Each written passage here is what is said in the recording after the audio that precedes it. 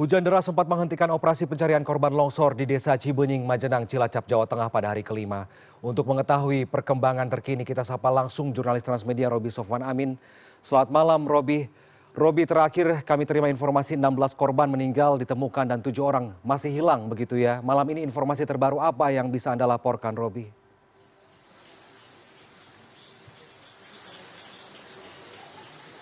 Ya, Victor, selamat malam. Sampai dengan sore tadi paling tidak itu 16 orang, hari ini ada tambah 3, jadi total 16 sudah berhasil ditemukan dan dalam kondisi meninggal dunia. Sementara sisanya masih ada 7 orang yang masih berada di dalam rumah yang tertimbun longsor ya, belum berhasil dicari dan belum berhasil dievakuasi.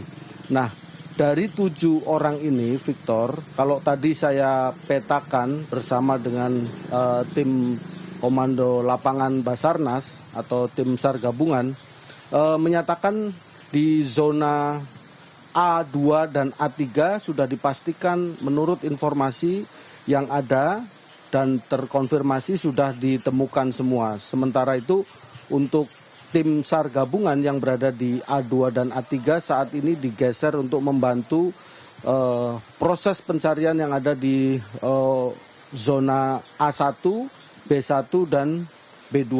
Nah, 3 lokasi ini memang masih diperkirakan ada 7 orang, di zona A1 ada 1 orang, B1 ada 3 orang dan di B2 ada 3 orang. Pertanyaannya kenapa di zona ini sampai dengan hari kelima ini belum bisa dievakuasi?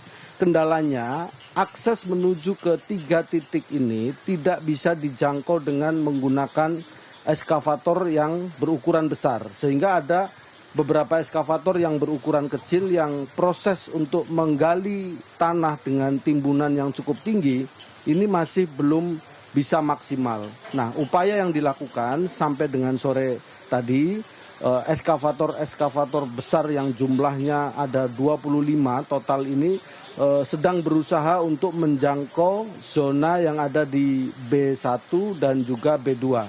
Tujuannya untuk bisa segera menggali timbunan tanah untuk bisa sampai mengevakuasi paling tidak masih ada 7 orang. Sementara yang paling PR ya bagi tim SAR gabungan adalah di zona A1 karena di zona ini sama sekali tidak bisa dijangkau dengan menggunakan alat berat dan sejauh ini tim SAR gabungan baru bisa melakukan proses upaya pencarian dengan menggunakan penyemprot ya, dengan mesin yang seadanya seperti itu. Artinya dengan timbunan material tanah yang cukup tinggi ini juga cukup menghambat untuk proses pencarian. Nah, upaya yang dilakukan juga sama, mendorong eskavator untuk menuju ke lokasi 3 titik yang diperkirakan di situ ada rumah dan di situ juga ada korban yang akan dievakuasi. Itu terkait dengan proses pencarian. Sementara itu terkait dengan relokasi. Ini Gubernur Jawa Tengah Ahmad Lutfi kemarin sudah menyampaikan sudah mengalokasikan anggaran lebih dari 400 miliar, kemudian sudah disediakan 3,5 hektar lahan juga untuk merelokasi. Tetapi tidak hanya sekedar bagaimana pasca bencana ini direlokasi. Yang lebih penting menurut saya harus evaluasi adalah pemerintah ya, dalam hal ini BPBD, kemudian yang lembaga yang atau bidang yang menangani ini. Karena kejadian longsor hampir setiap tahun terjadi dan korbannya tidak sedikit. Zona-zona rawan longsor yang seharusnya dimitigasi ini tidak dilakukan. Ada abai dari pemerintah sehingga masih ada longsor Cijeruk, longsor Jemblung. Hari ini di Cilacap terjadi longsor, bahkan hari ini di Banjarnegara kembali terjadi longsor lagi. Tentunya ini harus evaluasi secara menyeluruh, bukan hanya kesiapsiagaan dalam menangani bencana, tetapi ditarik mundur bagaimana upaya preventif ya agar kejadian ini tidak terjadi dan mengakibatkan rakyat kita menjadi korban. Victor. Baik. Roby, yang membuat kita jadi penasaran begitu, mengapa pencarian korban yang 7 orang masih dinyatakan hilang ini sulit sekali ditemukan. Dari 3 zona tersisa yang sedang dilakukan operasi pencarian, Masing-masing zona, setiap zona itu luasnya berapa luas yang sedang dilakukan pencarian, Robi?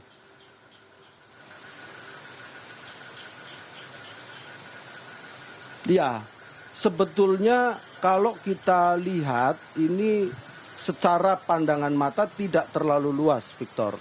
Tetapi dari mahkota puncak mahkota longsor ke bawah, ini di tengahnya itu ada dipisahkan oleh sungai, ya. Kemudian di antara sisi kanan dan kiri sungai ini ada 2 dusun, ya, yang masuk di dalam desa Cibenying ini. Ada dusun yang pertama dan dusun yang kedua.